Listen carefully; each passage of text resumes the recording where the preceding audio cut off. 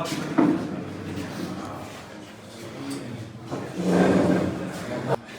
are asking about media equipment outside. They can bring it in.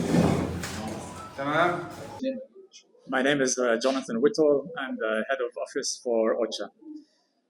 The coming days in Gaza are going to be critical. Today, people are not surviving in Gaza. Those that aren't being killed with bombs and bullets are slowly dying. People here are being suffocated. What we see around us is endless suffering under a total and complete blockade, a total closure that's now lasted for almost 2 months, while airstrikes, ground operations are intensifying, and displacement orders that are pushing people out of their homes are increasing. We know that hospitals are overwhelmed, yet the supplies needed to provide treatment are running low. We know that people are hungry and that malnutrition rates are rising, but our warehouses are empty. Our bakeries are closing, and soon our community kitchens will be closed. We know that people are thirsty, but water wells are out of reach. We know that solid waste is piling up in the streets in Gaza, but we don't have the equipment or the landfills that are reachable to be able to move it. We know people are trapped under the rubble after airstrikes, but we don't have the equipment to be able to rescue them or the fuel available to operate the machinery needed. We know that land is shrinking, displacement orders are increasing, fishes are being shot at sea, and that nowhere in Gaza today is safe. We also know that sewage is flowing in the streets, that we don't have all of the supplies needed to repair the networks.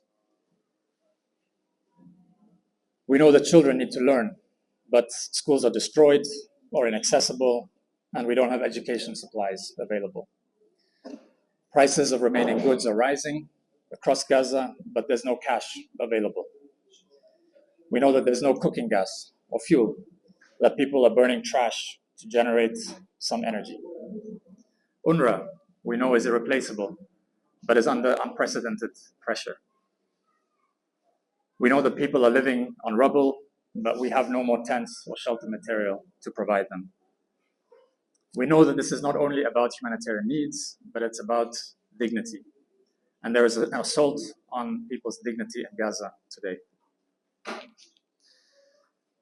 We also know that humanitarian workers, first responders, you as journalists should be protected like all civilians, but we're being killed in a war that appears to be fought without any limits.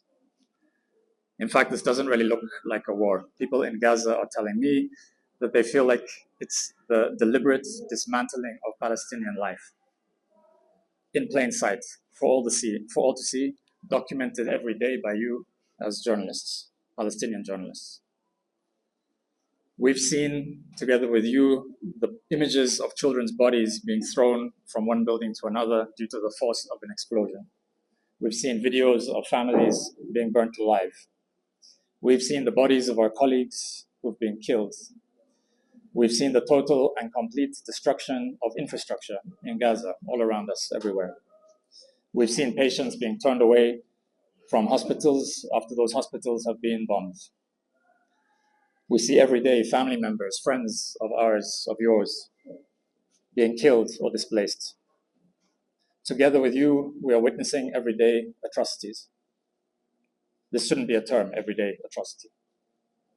As humanitarians, we can see that aid is being weaponized through its denial. There's no justification for the denial of humanitarian assistance, and humanitarian aid should never be weaponized. Despite the challenges, we're continuing to try to operate where we can, to do what we can do, to provide for people to meet their needs. But we have less and less and less supplies and less capacity to be able to meet the growing and growing needs that are intensifying across Gaza. Lives depend on the blockade being lifted, on aid being allowed to enter into Gaza, on the ceasefire being reinstated. And I hope that we see real accountability. I hope we see real accountability rather than us waiting for history to judge those that have done nothing in the face of what we are seeing today in Gaza. Thank you.